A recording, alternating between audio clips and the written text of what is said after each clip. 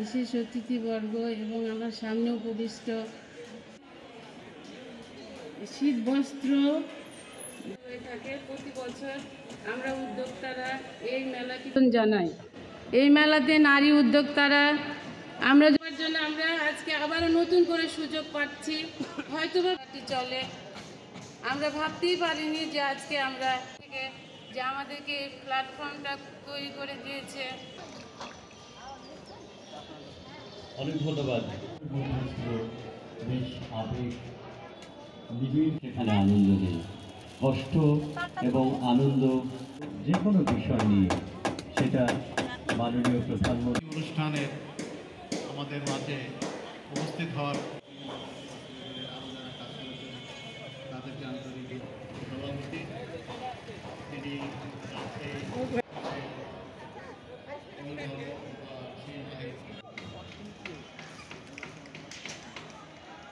করছিলেন। সত্যিকার অর্থে এই ছোট ছোট চেষ্টাগুলোই কিন্তু স্কুল বন্ধ থাকার এই সুযোগ নিয়েই বলবো যে ওয়েব কর্তৃক আয়োজিত প্রতিটা কাস্টমার যদি মাস্ক পরে আসে তাহলে পরে কিন্তু আপনার এটা দ্বিতীয় টিকা বলা যায় আর কি। এই ব্যাপার দৃষ্টি রাখবেন এবং যারা শীতবস্ত্র মেলাতে যারা অংশগ্রহণ করবেন সবাই যেন আপনারা মাস্ক ব্যবহার করবেন এবং আইন মেনে, সমস্ত আইন মেনে মেট্রোপলিটন পুলিশ এবং জেলা প্রশাসক মহোদয় যেগুলো আপনাদেরকে নিয়মকানুন দিয়েছে সব কিছু মেনে আপনি মেলা পরিচয় করবেন। তার জন্য রাজশাহী চেম্বার অফ কমার্স আপনাদেরকে সহায়তা করবে।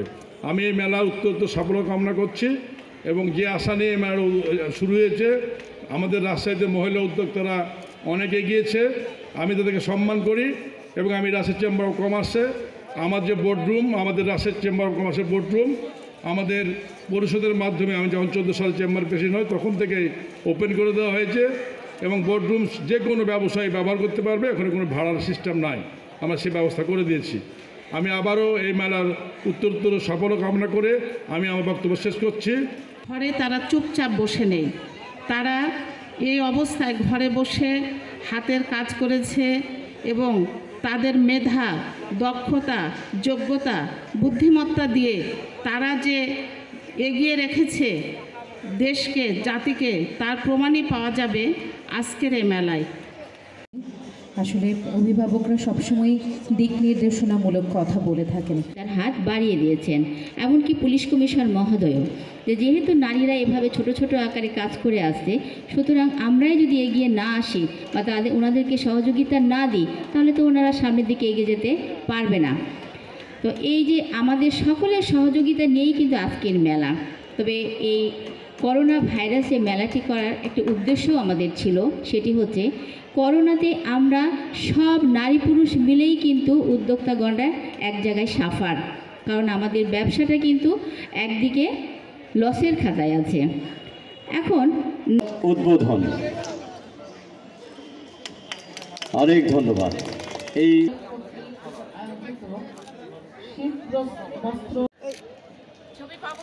কোভিড-19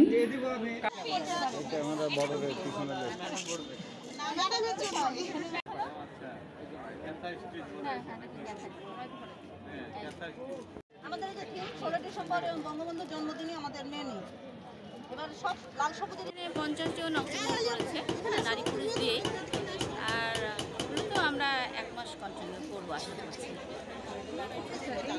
মেলাতে মানে স্বাস্থ্যবিধি মানার যে দিকগুলো সেগুলো সঠিকভাবে নিশ্চিত করা, হ্যাঁ ইনশাল্লাহ নিশ্চিত করা হচ্ছে। আমরা সোশ্যাল হ্যান্ড স্যানিটাইজার, তারপরে মাস্ক, বিভিন্ন জিনিসগুলো আমরা রেখেছি এবং প্রত্যেক স্টলে বলা আছে যে আপনারা এই পণ্য এই মানে জিনিসগুলো রাখবেন।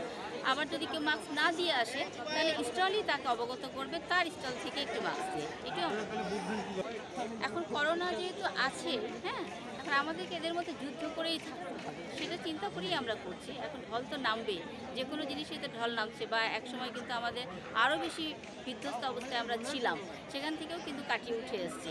তা আমরাও সকলেই চিন্তা করি যে আমরা কাটিয়েই উঠবো বলে এই ভাবনা চিন্তা থেকেই আমাদের কাছে।